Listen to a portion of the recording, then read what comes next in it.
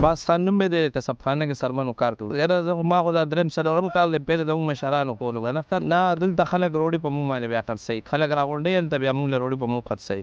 دا خو سپلی هم جوړېږي، جیکټ هم دې جوړېږي، بینټونه هم دې جوړېږي، ګلفسونه هم دې جوړېږي، ډېر څیزونه دې نه جوړېږي. دا موږ پنجاب ته لېږو، هغه یې دلته کارخانې دي، فیکټریان دي، هغې ته بیا جوړېږي دا هر څه. یاره زه یم عام روټین ډېر ښه لکه سیزن کې خو لکه اختر کې ډېرې مسلې خرچې زموږ ډېرې زیاتې دي او اختر کې مال هم لږ ګران شي، د دې د وجې منافع هم دومره نه ده.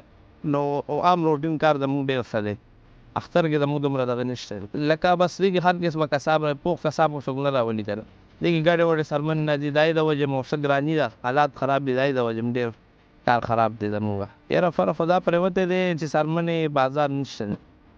پنجاب کې خرڅ ډېر زیات کمزوری دی، پنجاب والا خواهش نه کوي نه او دلته ګرانه ده. دا زموږ غټ تکلیف دی د دې خبرې.